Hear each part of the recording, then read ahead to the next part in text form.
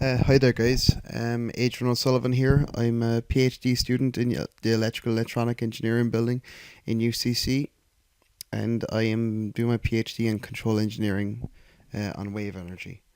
So this video is about the Hankel Singular Value Decomposition method. It's a part 2, where the first part was done up to this point where you can see the slide, and it was a derivation of where you get the transformation matrix for the Hankel single value decomposition method, and it explained in a more detailed way about how it's done, and if you want to do it by hand. So if you want to do it in an hour by hand, you would do it that way. But if you want to do it in about 4 to 5 minutes, using MATLAB and the functions that's already there, then I would advise you to just use what I'm going to be doing now. So in this video, you will see a MATLAB function HSVD, and it will show the diagonal values in the matrix, say, which is shown here as the capital sigma. And from there you will be able to tell which states you want to keep and which ones you want to ignore. And then from there you can use another MATLAB function called balance reduction, balred, and you can declare how many states you want to keep. And then you'll be able to reduce the model. So instead of going through all the mathematics, you can just using MATLAB, as I'm going to show right now.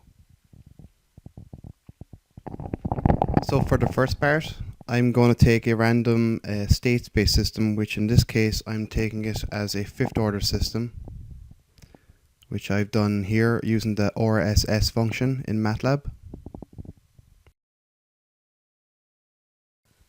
And you can see here that the C matrix is dependent on all the states, and to make this less complicated, I want to make it just in terms of one state, so I'm leaving 1 as 1 and the rest zeros, just to simplify the whole matter.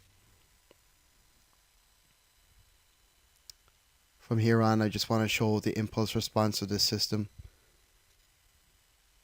and it's just a standard. It's not too oscillatory or anything like that. It's got good damping.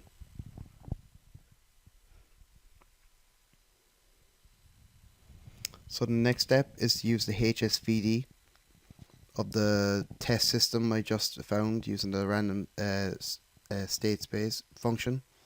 And from here you can see a graph of the actual square root of the eigenvalues you found in the previous video, and it comes up immediately, so it really saves time. And you can see there from that the first 3 is where the majority of the information is, but for now I'm just going to keep the first 4, as I am going to do right now using the balance reduction. I'm going to state the original state space system and how many states I want to keep.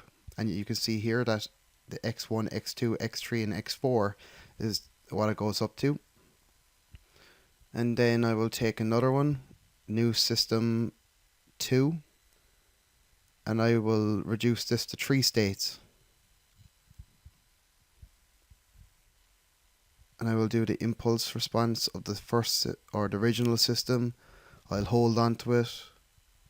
I'll impulse response the fourth order system, and then I'll do an impulse response of the third order system. So right here now is the impulse responses from all the systems, and I'm going to put a legend on here just to make it more clear. Where is it? Bingo. Right. So when we zoom in right here now,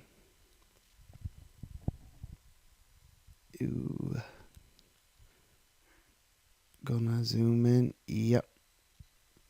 Okay. So when we zoom in right here now, you can see that the original system is shown as the blue one right here, and the green one is the one where it's gone from a fifth order system to a fourth order system, and you can see how close it is. It's it'd be foolish not to reduce your model to a fourth order system. However, if you reduce it to a third order system, it's nearly the same. It's not too far off. So you wouldn't be losing a lot of information. But on the other hand, if your system or is fairly important and you don't want to go too far with the system reduction, then I would advise you to keep it to 4. So hopefully from this video you can see how you would do it in MATLAB and how easy it is. And if you were to use a computer for not just a fourth or fifth order system, but like myself, it goes up to a factor of 160. And then if you use model predictive control, it can go up to thousands of iterations. So that can be reduced down by quite a lot. So hopefully you'll see the benefits, or would have saw the benefits from this video. And hopefully you should check out the previous video just in case you haven't, just to get a whole idea on what it is all about. So thanks for watching, and leave a few comments below. Cool, thanks.